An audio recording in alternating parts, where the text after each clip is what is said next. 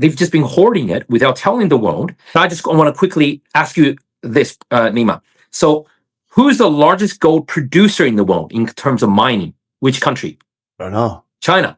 Who's the largest importer of gold in the world in terms of country? China. China. Yes. Yeah. How much gold do they export? I don't know. It's pretty much zero. Yeah, they're used to buying it. They're the biggest buyer of gold. So think about this. They produce, like, it's usually top one or top two, depends on the year, most gold in the world in terms of mining. They don't export any of that, and yet they import the most in the world.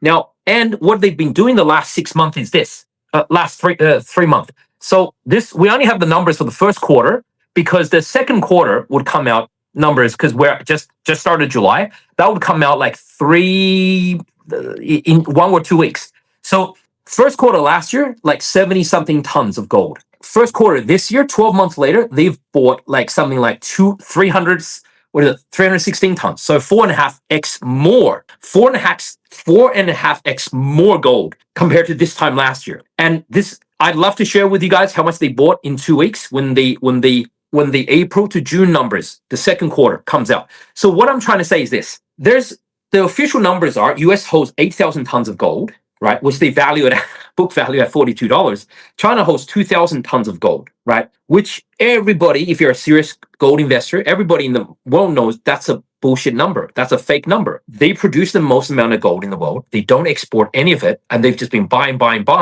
They buy the most amount of gold in the world. And now they're about to start a gold and silver exchange that will rival the LBMA. Wow. The most amount of gold in the world, import, export, trading, will now happen in Hong Kong.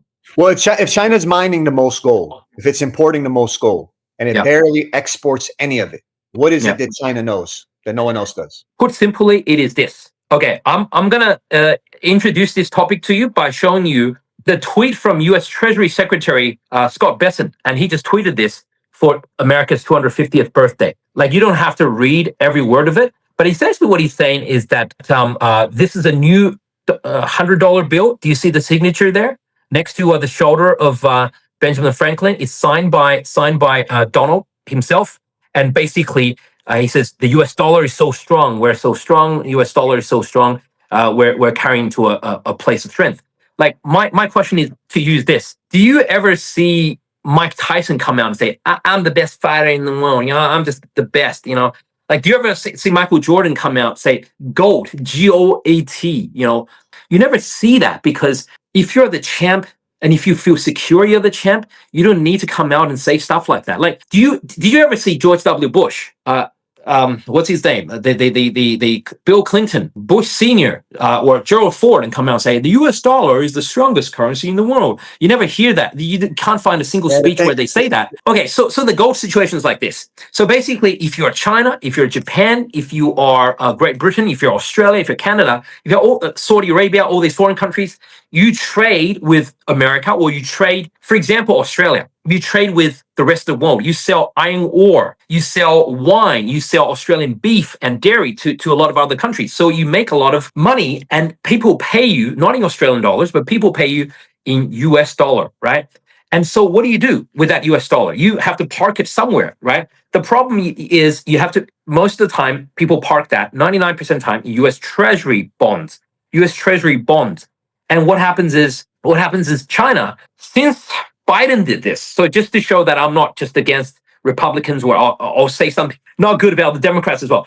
Biden basically kind of oversaw the war of Ukraine, and he basically, 4 months into it, he snatched all the Russian foreign currency FX reserves, right, from the Russian exports of selling oil and natural gas, and he froze it. So the Russians had like $80 billion or $120 billion from selling oil, natural gas, and they couldn't touch it. So now people are like, oh, so it's not safe to keep your money in US Treasury bonds and US dollars.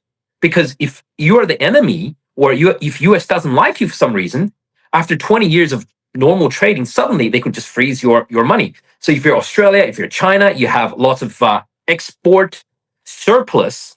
What do you do with it?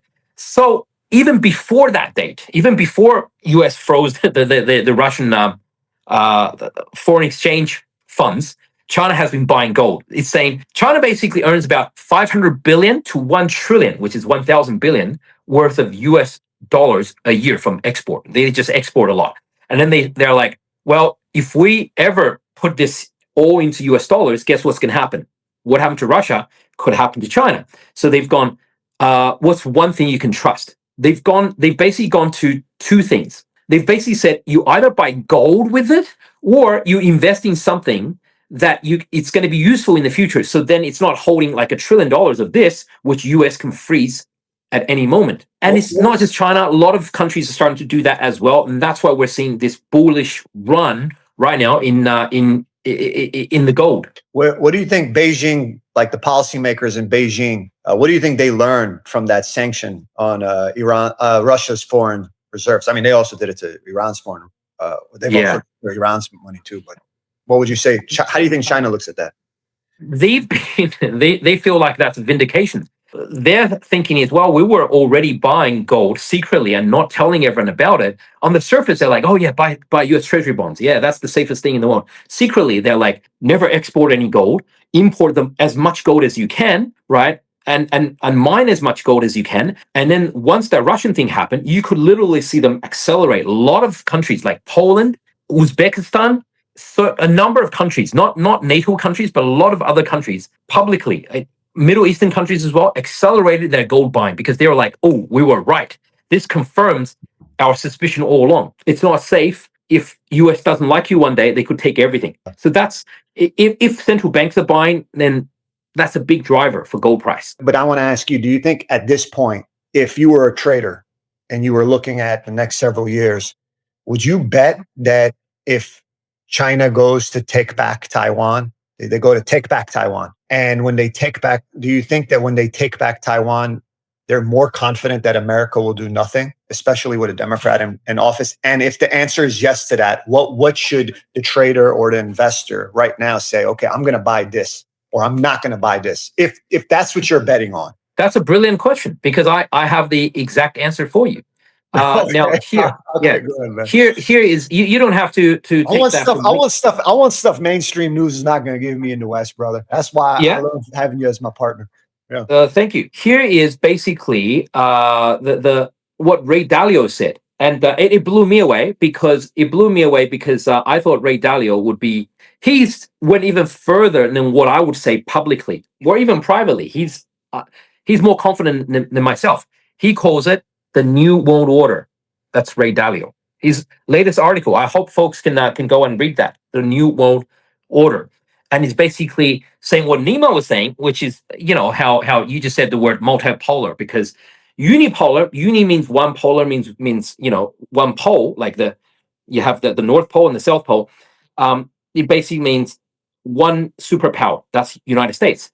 Bipolar won't, like North Pole, South Pole, basically means you have US and China, or US and Soviet Union, right? Multipolar won't means you have US, China, European Union, and then maybe Saudi Arabia creates a bloc inside the Middle East, and you have 4 or 5 of these blocks that trade with each other. And, hopefully they don't start any wars with anyone. So I'm just going to quickly show you this, what he wrote in that article. I'm going to read you one sentence, and he already answered that question about Taiwan. Just under the highlighted bit, he says, now it's inconceivable that the US public would have any appetite to get involved in Taiwan, if China was to make a move.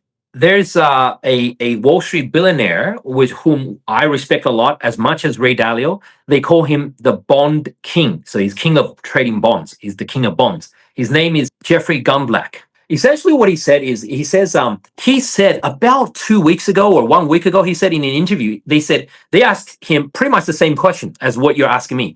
And he says, what I would do is, he says it in 2 parts, and it's shocking to me. He says, 1, buy foreign stocks, international stocks, emerging market stocks, get out of US equity. And 2, he says, don't hedge your foreign currency exposure. Because the shocking part is that he says, don't hedge. Usually people try to be safe and they say, well, you got to hedge your foreign exchange exposure. He says, don't hedge. What that literally means is, and he explains it, he thinks the US dollar is going down. He says US dollar is in a secular decline, not a cyclical decline. Like cyclical means it's a cycle. It goes up, it goes down, it goes up, it goes down. Every 80 years or so, US dollar goes up and then it goes down. It goes up, it goes down. But he's saying it's a secular decline, which basically means it basically just goes down. Like, it's wavy. It's up and down, up and down, up and down. But overall, the path over the next 10 or so years is down. That's what Jeffrey Gundlach is saying. Now, I understand that your audience is mainly like right-wing MAGA supporters, pro-Trump, and I'm not trying to trigger anyone. But you've got Ray Dalio, right? You've got Jeffrey Gundlach. These are patriots, American patriots. And Jeffrey Gundlach, he sells more US government bonds than probably anyone we know, because that's why he's called the bond king. And even he's saying, buy US stocks, buy foreign stocks, and don't even bother to hedge the foreign exchange risk because US dollar is going down. It's a secular decline over the next number of years. I think he's kind of on the right track. I still would hold US stocks. I think US stocks will still do well. But I would say for your audience, for folks who are crypto only, who are only into Bitcoin, I think that's a mistake. Gold and silver could outperform. There's a lot of people in your audience and my audience who are US stocks only. If you talk to them about China or Hong Kong stocks, they're just not interested. And that's a mistake. That's a mistake. European stocks, Japanese stocks, Korean stocks, a lot of them have been doing really well. Like if you look at Japan, Korea, Taiwan, those stock markets have been doing really well because their stocks are involved in the semiconductors industry because AI is going up right now. So a lot of those semiconductor industries doing really well. So it's a mistake just to only look at US stocks or only Bitcoin or only crypto. So you have these legends saying already, look outside of America, look at international stocks, right? Look at gold, look at silver. And both of them, oh yeah, by the way, both Ray Dalio and Gundlach said this. Ray Dalio says 15% of your portfolio in gold. Gundlach, that's Ray Dalio. Gundlach actually says 25% of your portfolio in gold. And he says, I don't think that's an overestimation. I don't think that's overweight. If you have 25% of your portfolio, say you have $1 million, 250,000, plunk that in gold, I don't think that's too much. We could even do more. So they've already given us the numbers. They've already given us the numbers they feel comfortable with. And I think that's a good guide. Like, and if you come into our Discord, I'll give you a more specific stocks and or cryptos or gold and gold mining names and silver mining names, even platinum and lithium miners. We talk about that and discuss that in our Discord as well. And as you know, right now, if you want more of great knowledge and insight on what's happening in the world right now, come in, and Nima and myself and other instructors are in the Discord. And right now we have a 1-year offer, but you only have to pay the price of 10 months to get that full 12-month offer. Check it out. China is importing 4.5 times more gold than a year ago, and the world's most respected investors now say hold 15 to 25% in gold. The exact miners and levels Pablo is trading are inside the community. Right now, a full year costs the price of 10 months. Link in the description.